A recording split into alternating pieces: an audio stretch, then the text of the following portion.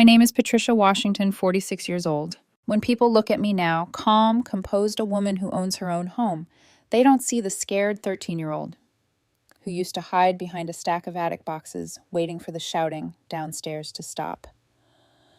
But that's where my story really begins, the year I stopped believing that family automatically meant love. Back then, my life revolved around two things: school and my mother, Rose. My father had been murdered by a teenage addict before I turned 5. I don't remember his voice or his laugh, only the way Grandma Eleanor used to whisper, "You have his eyes." Mom never recovered from his death. She used to sit on the edge of her bed, staring at his photo as if waiting for him to step out of it. When the waiting got too heavy, she'd drink. One winter afternoon, that habit almost killed her, and something inside me too. I was coming home from school when I saw a crowd gathered around a park bench. The sound of laughter made me curious until I heard someone say, "Isn't that Rose Washington?" Look at her passed out like a hobo. My stomach dropped. I pushed through the people, and there she was, my mother, curled up on that frozen bench in the same coat she'd worn for 3 days. Her hair stuck to her face, her shoes half off. She looked like someone the world had already given up on. People were pointing their phones at her, snapping pictures. My classmates were among them. I froze. I wanted to run to her to cover her, but my feet felt glued to the ground. I remember whispering to myself, "Please, Mom. Please just wake up." Then a police officer arrived. He was tall, graying at the temples, his voice firm but not cruel. "All right, folks, move along," he ordered. "Nothing to see here." He knelt down beside Mom, gently shaking her shoulder. "Ma'am, you can't sleep here. Come on, let's get you home." That was Officer Dale Rogers, the man who would later call himself my stepfather. He helped her stand, draping his coat over her shoulders. I stood at the back of the crowd, too humiliated to say anything, too afraid to leave. When he asked for her address, I heard her mumble ours, and I followed them home from a distance like a ghost ashamed of belonging to her. When they reached our house, he helped her inside. I snuck in through the back door and hid in my room, but their voices carried. "Mrs. Washington, you have a daughter, right? Where is she?" "She takes care of herself," Mom slurred. "Mostly." That hurt more than the laughter outside. I'd been cooking, cleaning, holding her hair when she threw up, and still she said that. After he left, Mom started crying so hard that I thought she'd break in half. She screamed my father's name over and over. I ran up to the attic, buried myself between dusty boxes, and promised I'd never cry that loudly for anyone. That was my first real promise to myself. Silence is safer than love. The next day, Dale came back, no uniform this time. He said he was just checking in. Soon checking in turned into coffee, then dinner, then long evenings where his laugh filled our living room. I remember one night standing in the hallway listening to him say, "Rose, you don't have to do this alone anymore. I can help you, help both of you." And she believed him. 3 months later, he proposed. I was furious. "Mom, how can you marry someone else? You said you'd never love anyone after Dad." Her eyes were glassy, her tone sharp.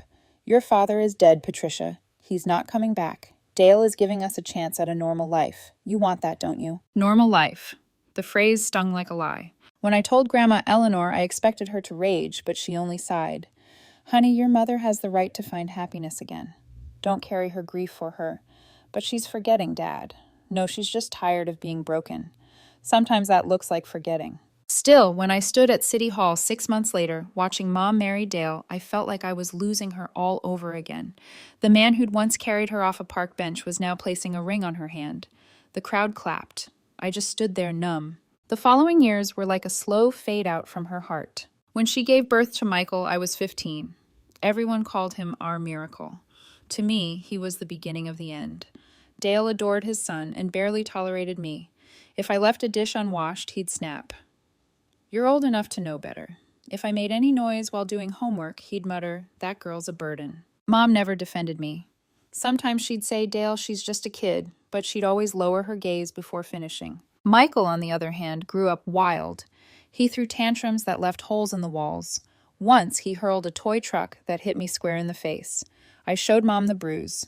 "He didn't mean it," she said softly. He looked right at me before he threw it. "Don't exaggerate. He's just little."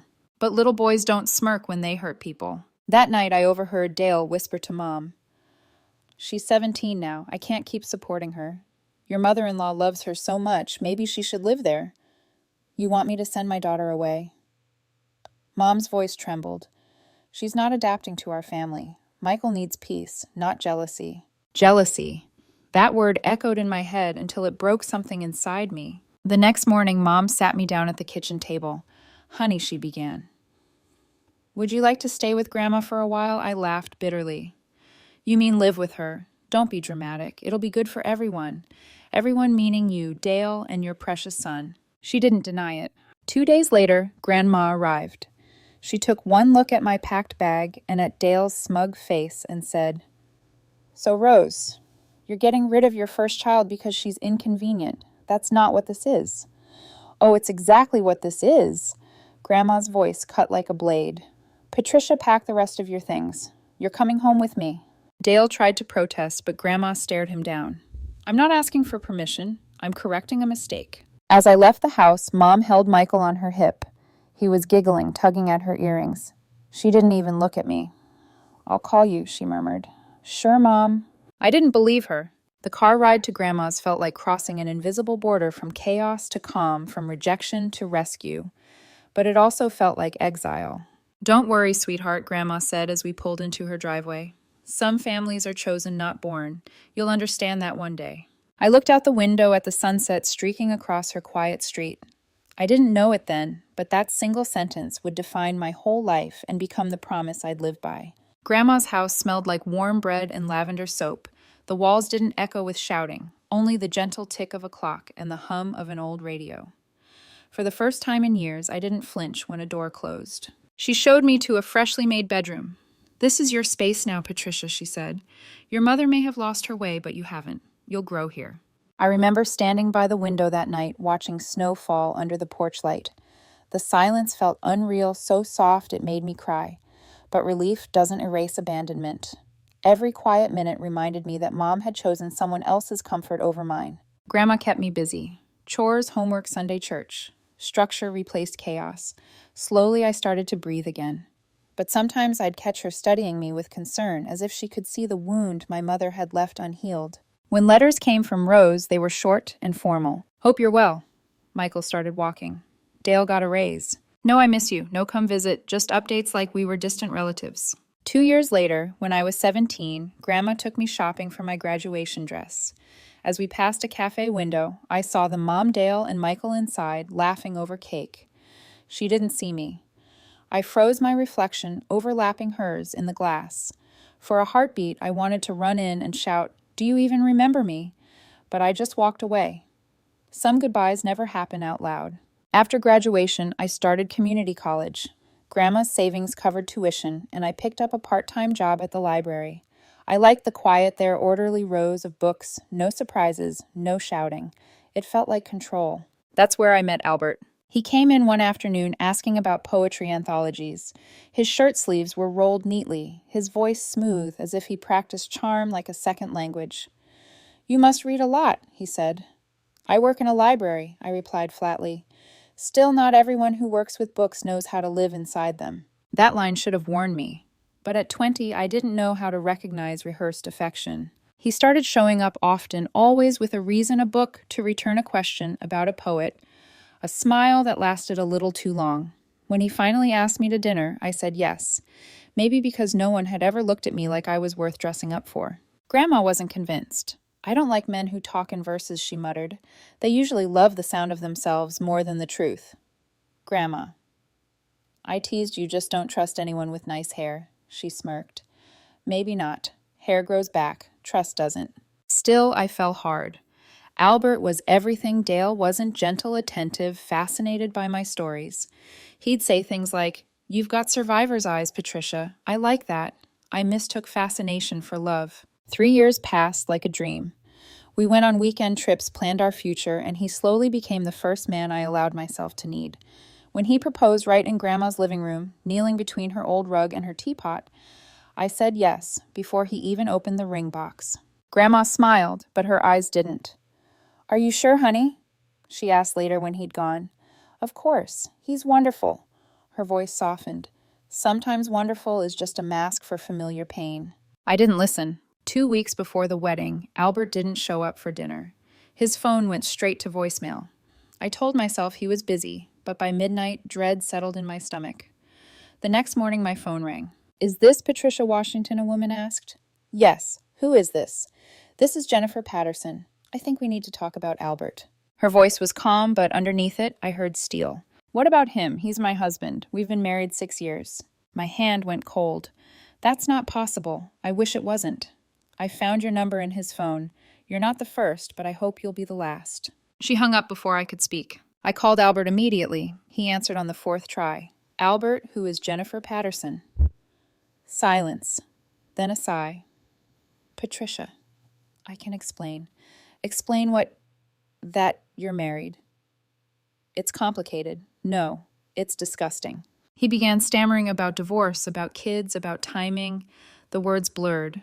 I remember saying, so what was I? Practice for your next lie, and hanging up before he could reply. That night, I collapsed on Grandma's couch, shaking. She didn't ask for details, just sat beside me holding my hand. When I finally whispered, he's married, she only said, I know, sweetheart. You knew I saw the way he looked at you like a collector, not a partner. Her calm made me angrier. Why didn't you tell me? Because you wouldn't have believed me.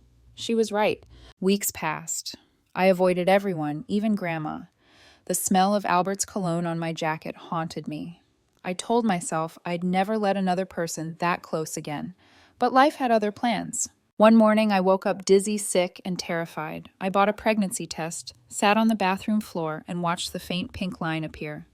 I stayed there for 10 minutes, waiting for it to fade, but it didn't. When I told Grandma, her eyes softened. What do you want to do? I don't know. But I think I want to keep it. Then we'll face it together. And for the first time in years, I believed her. The night I told Albert I was pregnant, the air felt heavy, as if even the walls were holding their breath. I didn't expect him to celebrate, but I didn't expect cruelty either. When he finally picked up the phone, his voice sounded distant. Are you sure it's mine? He asked. That sentence sliced through me like a blade. Yes, Albert, you're the only one I've been with. He exhaled, then said coldly, I can't help you, Patricia. Jennifer would kill me if she found out. I have a family to protect. I almost laughed bitterly. You already destroyed one. He hung up. That was the last time I heard his voice. Grandma found me in the kitchen, staring at the phone, shaking. She didn't ask what he'd said. She didn't have to. She just wrapped her arms around me. He's not worth your tears, honey, she murmured. But that little one inside you, that's worth everything. Her words became my anchor. 9 months later, after hours of labor and pain that felt endless, I heard the first cry of my daughter Lily. Tiny, fierce, and perfect. When the nurse placed her in my arms, I realized love could be quiet and pure, not loud and breaking. Grandma cried too. She's got your eyes, Patricia, just like your father. For a while, life was simple again. Days blurred into feedings and lullabies, and at night, Grandma would rock Lily while humming old hymns. The house smelled of milk and baby powder instead of regret. Then, one afternoon, the doorbell rang. I opened it to find my mother, Rose, standing there with a forced smile. Her perfume was too strong, her tone too light. So this is my granddaughter, she said, stepping in without waiting for an invitation. She held Lily awkwardly, as though afraid she might stain her clothes. She's cute, she said. You've really gotten yourself into something, haven't you? I've gotten myself a family, I replied. Mom looked around the room, frowning at Grandma's framed photos. You can't live off your grandmother forever, Patricia. What's your plan now? You don't even have a husband. I have a child, I said. That's enough. Her eyes hardened. You should think about adoption. There are people who could give her more. More what I snapped. Money or love that doesn't come with conditions. The silence that followed was louder than shouting. Grandma finally broke it. Rose, that's enough. Patricia and the baby are staying here. Period. Mom pursed her lips. Don't say I didn't warn you when life gets harder. When she left, I felt something snap, like an invisible thread between us had finally broken for good. Over the next few years, Grandma and I built our little world around Lily. She grew fast walking before her first birthday, talking in full sentences by 2. By 5, she was reading bedtime stories to me instead of the other way around. Sometimes when I watched her laugh, I'd whisper, "You're my second chance, Lily." The proof that pain doesn't get to write the ending. Grandma would smile knowingly. She's going to go far, that one. Mark my words. And she was right. Lily was brilliant, confident, and kind, the kind of child I once wished my mother could have been proud of. But even in that peace, a part of me stayed alert, waiting for the next storm. It always came sooner or later. When Lily turned 12, I found an old envelope tucked behind one of Grandma's recipe books, Albert's handwriting. I hesitated before opening it. Patricia, I heard you had the baby. I hope she's healthy. I can't be involved, but I'll send money when I can. No signature, no address, just a coward's promise. I burned the letter that night. I didn't want Lily to ever know she came from deceit. She was born into love, not lies. Grandma saw the ashes in the sink the next morning. She didn't ask what it was. She just said, "Sometimes to build something real, you've got to burn what almost ruined you." Years passed. Lily grew into a young woman who made both of us proud. And for a while, I believed that maybe, just maybe, we had escaped the curse of our family's chaos. Until the day Grandma coughed blood into her napkin. That was the beginning of the next chapter, the one where peace started cracking at the edges again. When Grandma coughed into that napkin, it was just a small dot of red. But I knew. You don't grow up watching people fall apart and not recognize the signs. She brushed it off at first. Just old lungs, she said. But I noticed her breath getting shorter each week. She still insisted on tending her garden, baking for church, and pretending nothing was wrong. That was Grandma, stubborn and graceful, even when her body was failing. One afternoon, as I helped her fold laundry, she said quietly, "Patricia, I want to talk about arrangements." "Don't," I said quickly. "You'll outlive me the way you're going." She chuckled softly. "If only. But we need to be practical." She handed me a small envelope. Inside was a lawyer's card and a handwritten note. "I've taken care of everything. When the time comes, he'll have what you need. You and Lily won't have to worry." "Grandma," my throat tightened. "Promise me something." She set her hand, trembling slightly. "When I'm gone, don't let Rose or that husband of hers guilt you. You owe them nothing." I nodded, but she wasn't finished. "Remember, honey, some families are chosen, not born. You and Lily are mine always." Those words haunted me later, not because they were wrong, but because they were so right. A few months later, I found her sitting on the porch wrapped in her favorite knitted shawl. The sunset painted her face gold. She smiled and said, "It's a good day to rest."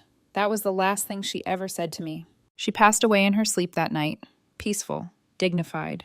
At her funeral, I could barely hold myself together. Lily stood beside me, clutching my hands so tightly that her nails left marks.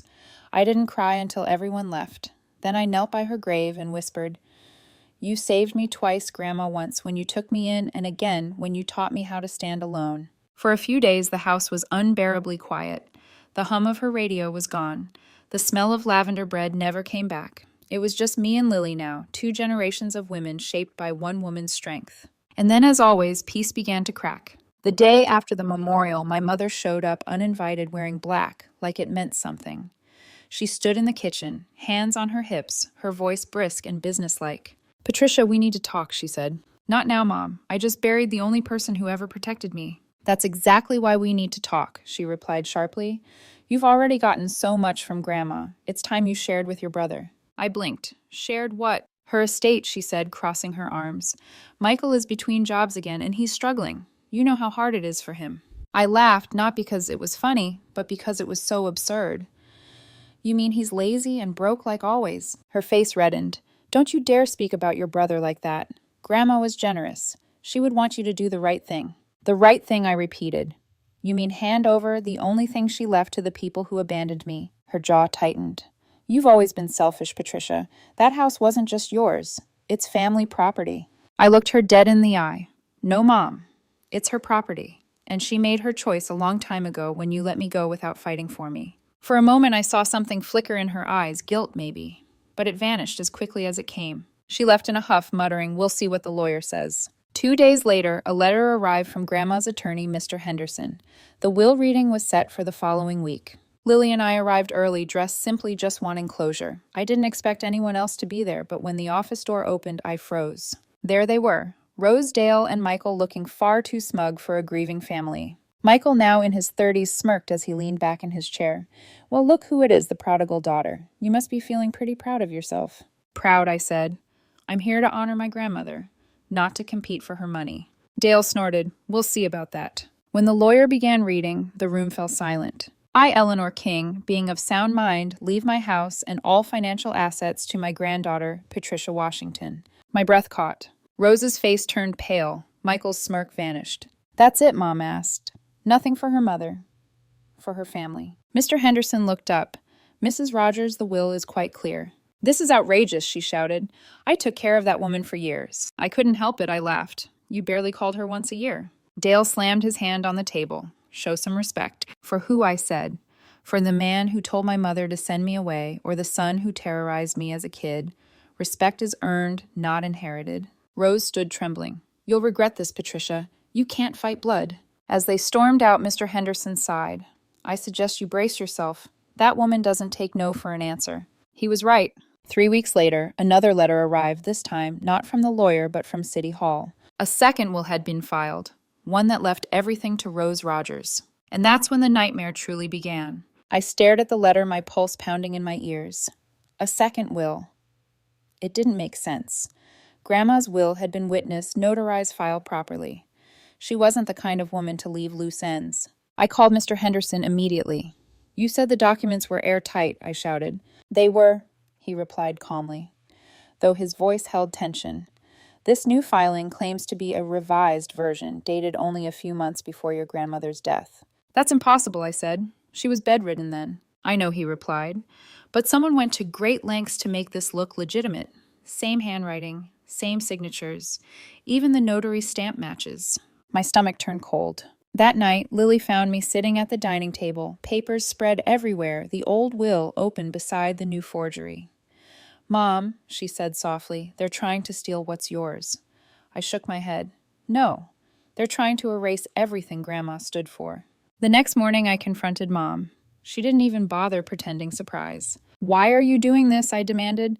She crossed her arms. Because it's fair.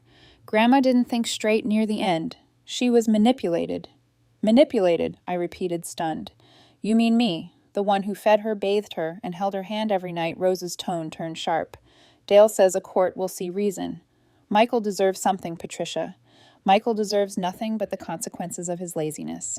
That's when Dale stepped forward from the hallway. He must have been listening the whole time. You should watch your tone, he said. You think you can talk to your mother like that? I faced him squarely. You stopped being part of my life the day you told her to send me away. You don't get to call her my mother now. He smirked. We'll see what the judge thinks. When I got home, my hands were still trembling. I couldn't shake the image of Dale's self-satisfied grin, the same expression he used to wear when scolding me for existing. Over the next week, strange things started happening. Anonymous phone calls. In the middle of the night. A car idling outside the house. A shadow at the edge of the yard. At first I thought I was imagining it, but one night Lily answered the phone before I could. Who is this? She said. A man's voice replied low and calm. Tell your mother to drop the case. Accidents happen to people who don't listen. Lily's face went pale. I grabbed the phone, but the line was already dead. That was the moment I realized this wasn't just about money, it was about control, about punishment. Dale wanted to remind me that I'd never been safe from him. I went straight to the police. The officer who took my report frowned when I mentioned Dale Rogers. Former cop, right? He asked. Yeah, I said. You know him. Everyone does, the officer muttered. And everyone knows to keep their distance. He's got friends in high places. That didn't stop me. I wasn't a scared teenager anymore. Mr. Henderson helped me file a formal challenge against the forged will. They'll have to prove authenticity, he explained, and they can't not without perjury. But it wasn't that simple. When the first court hearing arrived, I walked into the courtroom and felt my knees go weak. Dale sat beside Mom, confident as ever. Michael slouched behind them, dressed in a cheap suit, smirking like a child who thought he'd already won. They'd even brought witnesses. One by one, people testified that my mother had visited Grandma, daily brought her food, comforted her. It was all lies. And yet their rehearsed tone, their calm smiles, it almost worked. I sat there gripping my hands until my nails dug into my palms. Every time I tried to speak, Mom avoided my eyes. When it was my turn, I stood and said clearly, my grandmother took me in when my mother and her husband threw me out. You're listening to the people who abandoned me, not the one who stayed. Dale's lawyer scoffed. Emotional stories don't change facts. No, I said, but forged documents do. The judge raised an eyebrow. Do you have evidence, Ms. Washington? Mr. Henderson stood. Not yet, Your Honor, but we will. That night, I couldn't sleep. I paced the floor, thinking of Grandma's words. Don't let them guilt you. You owe them nothing. I whispered back into the darkness, I won't. The next morning, my lawyer called. His voice was sharp, excited. Patricia, I think we found something. The notary who supposedly witnessed the new will. She's been dead for 5 years. My knees nearly buckled. Dead, yes. Someone used her old stamp. We're tracking where it came from. He was right. A week later, the truth started unraveling, and what we found would expose just how far Dale and Michael were willing to go. But before the truth surfaced, they made one more move. Two men followed Lily home from work. They didn't touch her. They just made sure she saw them leaning against a car smiling. One of them called out, "Tell your mom to stop playing lawyer." That was the final line. I didn't care if Dale had friends in high places. He was about to learn that. So did I, starting with the justice system he once thought he controlled. The day of the final hearing felt heavier than any storm I'd ever stood through. Rain hammered the courthouse windows, turning the air gray and cold. Lily squeezed my hand as we walked inside, her voice steady, even though I could see the fear in her eyes. "Whatever happens," she said, "we're seeing this through." The courtroom was packed. Curiosity gossip and quiet judgment buzzing like static. Mom sat at the defense table, her lips pressed tight, refusing to meet my eyes. Dale looked like he was back in uniform posture, perfect arrogance restored. Michael tapped his fingers against the table, smirking like a man who thought money would rewrite history. Mr. Henderson leaned toward me. "Let them be loud, Patricia. People who fake truth always overplay their lines." The judge entered. Court is now in session. Dale's lawyer started first, speaking with oily confidence. "Your Honor, this case is nothing but bitterness. Mrs. Rogers cared for her mother-in-law during her final months. She merely sought to correct an oversight in the will." He gestured toward Mom. "A woman of compassion doesn't deserve to be punished for loving her family." I almost laughed. Compassion. The same woman who handed me over like unwanted baggage. Mr. Henderson stood next. His voice was calm, deliberate, slicing through the theatrics. "Your Honor, we have evidence proving that the revised will is fraudulent." He turned toward Dale, "and that it was orchestrated by a former police officer who thought he could outsmart the system." The courtroom murmured. Dale clenched his jaw. Mr. Henderson continued clicking his remote. A document appeared on the screen, the new will. This document was allegedly witnessed and stamped by a notary, Mrs. Edna Powers.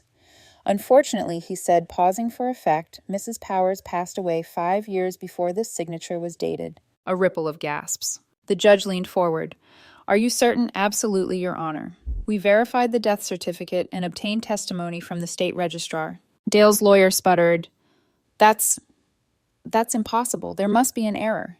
"There is," Mr. Henderson said smoothly. "Your clients made it." He motioned for an officer to bring in a small evidence box. Inside were fragments of the stolen notary stamp recovered from a print shop owned by one of Michael's business partners. Lily looked at me, her eyes wide. I could feel Grandma's presence in that moment, her steady grace, her quiet justice. Dale tried to regain control. "I didn't know anything about that," he barked. Mr. Henderson raised an eyebrow. "Then perhaps you can explain this." He held up a signed affidavit, one of the so-called witnesses to Grandma's supposed final will. "The witness has confessed that you offered him $10,000 to lie under oath." The room went silent, except for the scratching of the judge's pen. Mom's face crumbled. She turned toward Dale, whispering something that sounded like, "You promised this would work." He ignored her. "Mr. Rogers," the judge said sternly, "you were a law enforcement officer. You, of all people, should understand the gravity of forging legal documents and tampering with a will." Dale's mask cracked. His voice rose raw and bitter. "You don't understand. That woman," he jabbed a finger toward me, "was never family. She didn't deserve a cent from Eleanor King. Everything should have gone to my son." Michael shifted uncomfortably, muttering, "Dad, stop." But Dale wasn't finished. "She stole my wife's loyalty, poisoned her against her real family, and now she's stealing our inheritance." "Enough," the judge barked. "Sit down, Mr. Rogers." Dale's voice lowered, but the venom didn't. "You'll regret this, Patricia." For the first time in my life, I looked him straight in the eye without fear. I stopped regretting the day I stopped needing your approval. Then Mom stood. Her lawyer tried to pull her back, but she shook him off. "Your Honor," she said weakly, "I didn't know about any of this." Her voice trembled, but not with remorse, just desperation. "Mrs. Rogers," the judge replied coldly, "your signature is on the fraudulent will. Whether or not you knew you are complicit." Tears filled her eyes. For a second, she looked like the woman I used to wait for, broken, lost, half-drunk, and ashamed. But I didn't move toward her. Not this time. The verdict came swiftly. This court finds Dale Rogers and Michael Rogers guilty of fraud and forgery. Sentences will include prison time and restitution of legal fees to the plaintiff, Patricia Washington. The gavel struck. The sound was sharp, final. Dale's shoulders sagged, but his eyes burned with hatred. Michael's face turned pale. Mom covered her mouth with trembling hands as the bailiff led them away. I stood motionless, the weight of years lifting off me one breath at a time. Outside, rain still fell soft now, like the world was washing something clean. Lily wrapped her arm around me. "You did it, Mom." "No," I whispered. "We did." Grandma was with us every step. That night, we lit a single candle in Grandma's old teacup, placing it on the windowsill. "I thought justice would feel louder," Lily said quietly. "It never does," I replied. "Peace is quieter than revenge. That's why most people miss it." For the first time in years, I slept without nightmares. And when I dreamed, Grandma's voice echoed one last time, "Some families are chosen, not born." She was right. Blood had betrayed me, but love had saved me. The house felt different after the trial lighter, like the walls themselves could finally exhale. For weeks I'd been bracing for the next blow, the next phone call, the next threat, but none came. The silence was no longer ominous. It was peace. Lily and I spent the first evening after the verdict sitting on the porch, just listening to the crickets. The air smelled of rain and jasmine. She leaned her head on my shoulder.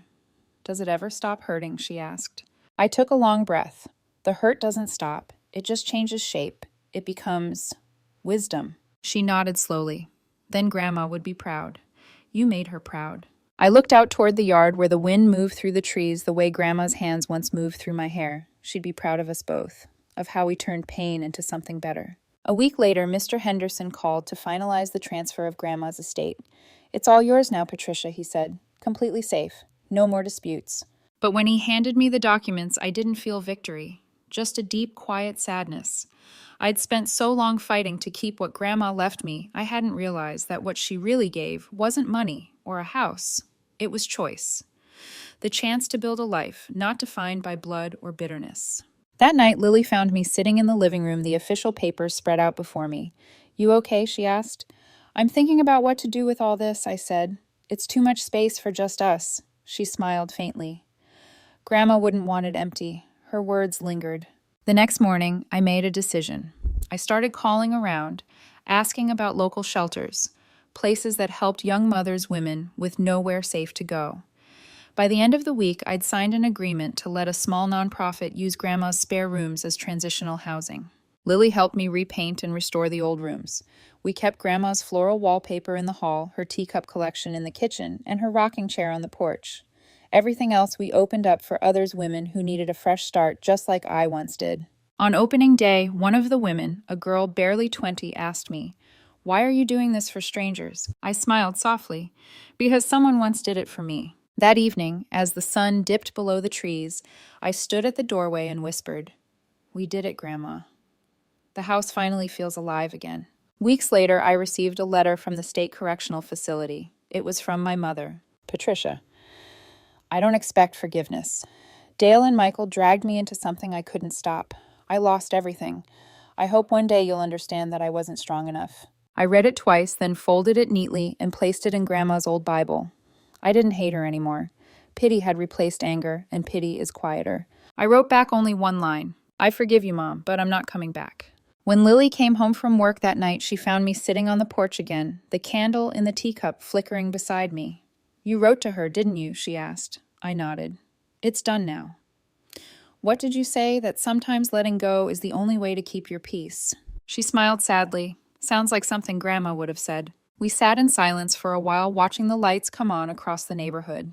Then Lily whispered, "Do you ever wish things had been different?" I thought about that, about every betrayal, every scar that had led us here. "No," I said finally. "If they were different, we might never have found our real family." The porch light flickered, and I looked at the house, its windows glowing softly like watchful eyes. It didn't feel like a burden anymore. It felt like a promise kept. Grandma once said, "Some families are chosen, not born." Now I finally understood it wasn't just about who loved you. It was about who stayed when the world didn't. I reached for Lily's hand. "This house chose us," I said quietly. "And we chose peace." She smiled. "Then that means we won, doesn't it?" I squeezed her hand gently. "Yes, sweetheart. We did." The night breeze carried the scent of jasmine again. Somewhere I imagined Grandma smiling, content, eternal, watching over the home that would keep sheltering others long after I was gone. For the first time in my life, the word family didn't hurt anymore. It felt whole.